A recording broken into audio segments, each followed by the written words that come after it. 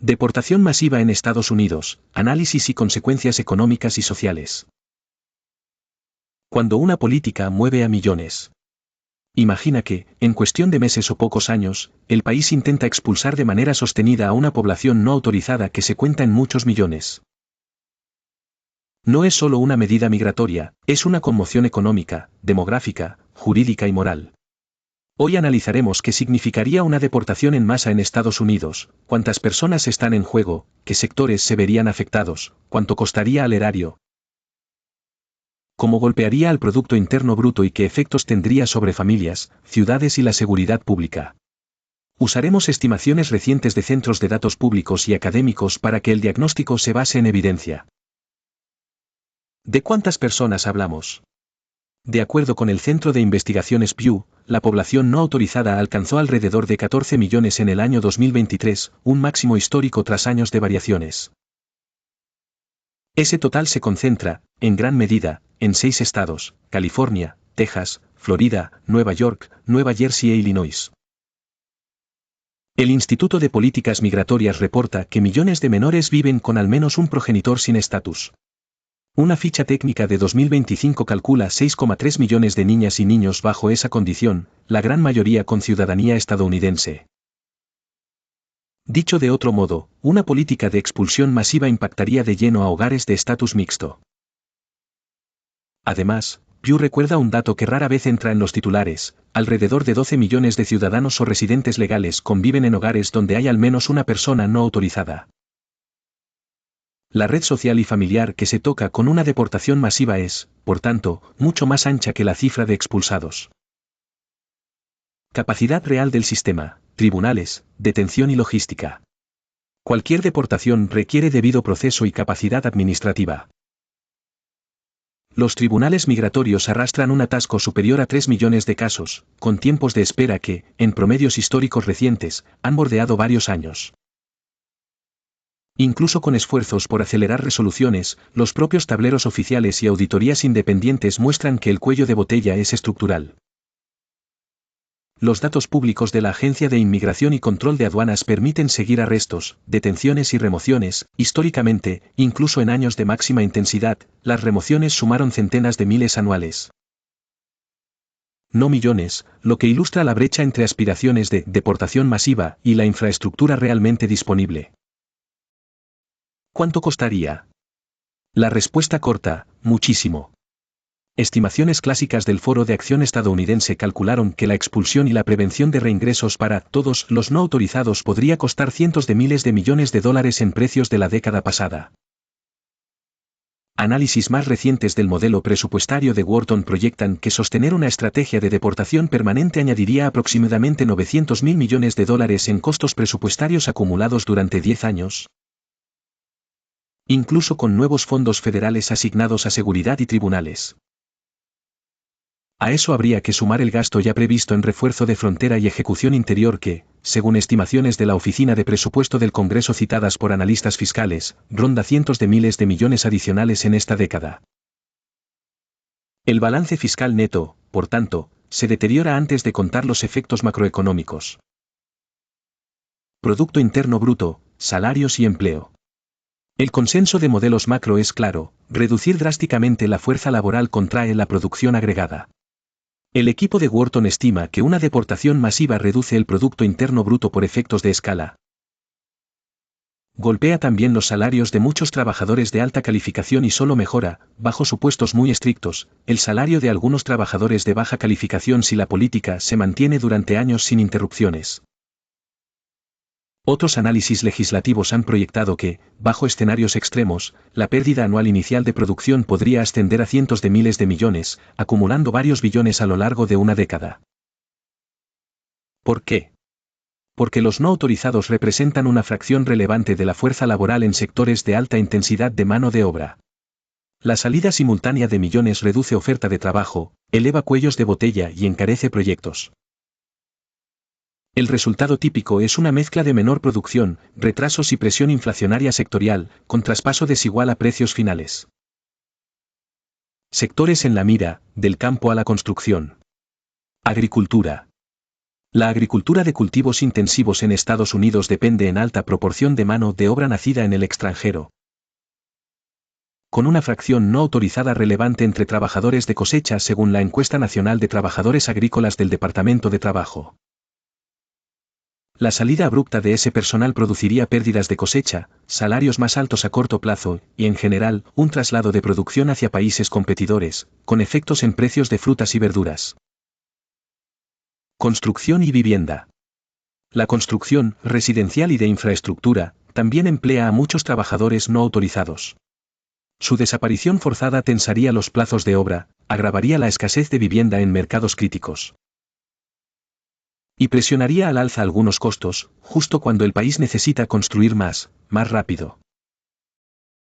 Hostelería, cuidados y servicios. Hoteles, restaurantes, logística de última milla y cuidado de mayores absorben una porción notable de esta fuerza laboral.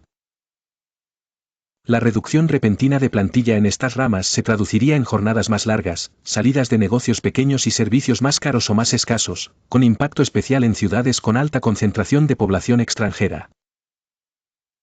Estados y ciudades, donde pega más, según Pew y resúmenes periodísticos recientes, California, Texas y Florida concentran una gran porción de la población no autorizada, seguidas por Nueva York y otros estados. Una deportación masiva tendría, por tanto, un impacto territorialmente desigual, golpeando más los mercados laborales y fiscales de esas economías regionales, que juntas representan una porción enorme del Producto Nacional. Familias de estatus mixto y niños ciudadanos. Casi la mitad de los hogares con algún residente sin estatus incluye al menos un menor nacido en Estados Unidos. Diversas organizaciones documentan que hablamos de millones de niñas y niños ciudadanos, con riesgos probados de estrés tóxico, interrupción escolar y pobreza ante la separación familiar. No es un efecto colateral menor, es un núcleo del problema: recaudación, seguridad social y consumo. Aunque no todos declaran impuestos de la misma manera, la evidencia muestra que la población no autorizada paga de diversas formas. Impuestos sobre ventas, propiedad a través de alquileres, y en muchos casos impuestos sobre la renta mediante números de identificación individual. Además, millones contribuyen indirectamente a la seguridad social sin derecho futuro a prestaciones. Lo que ha sido reconocido repetidas veces en informes técnicos. La expulsión masiva erosiona esa base recaudatoria y el consumo doméstico asociado, alimentando la contracción del producto. Seguridad pública, lo que dicen los datos. La investigación criminológica y los compendios de datos indican que las tasas de delito entre inmigrantes, incluidos los no autorizados, son, en promedio, menores que entre nacidos en el país.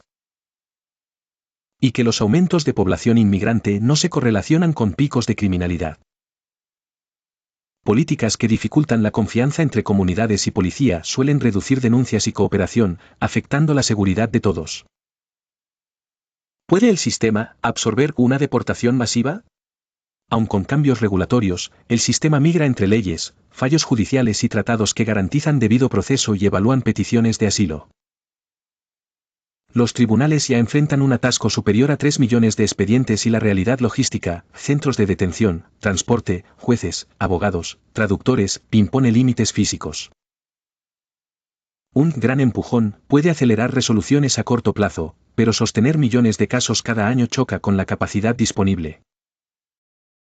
Inflación sectorial, productividad y sustitución tecnológica. A corto plazo, menos trabajadores implica choques de oferta en sectores intensivos en mano de obra. A medio plazo, las empresas podrían automatizar más, externalizar o migrar operaciones. Sin embargo, la automatización tiene curvas de aprendizaje y CAPEX elevados. En cultivos y servicios presenciales, la sustitución es parcial y lenta. El resultado probable: productividad menor por unidad de capital durante la transición y precios más altos en rubros sensibles.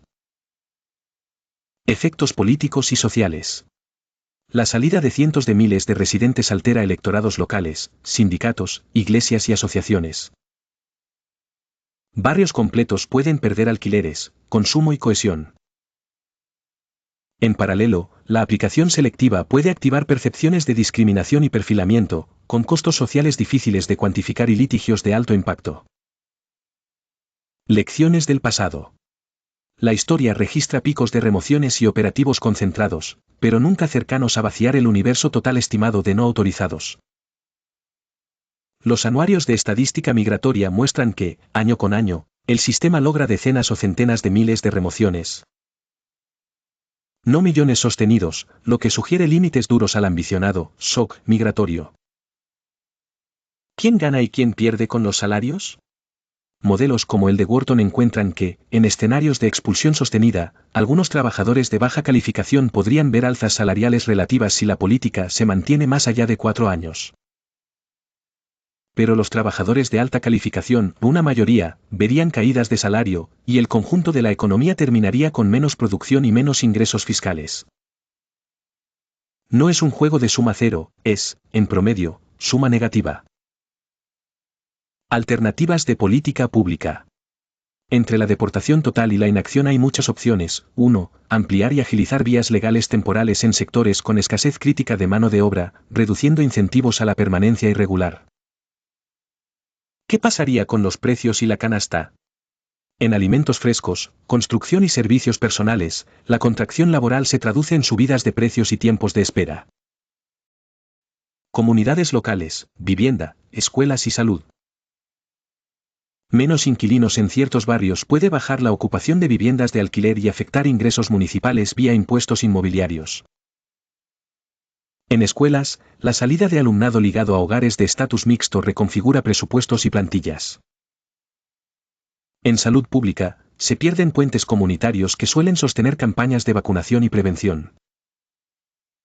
El saldo social, medido en confianza y capital social, suele deteriorarse cuando las familias viven bajo miedo constante. Narrativas y datos, crimen, empleo y crecimiento. Parte del debate público asocia inmigración con delito y desempleo. La evidencia comparada muestra lo contrario, tasas de criminalidad menores entre inmigrantes y aportes netos a crecimiento y consumo. Por eso es crucial diferenciar casos individuales de tendencias.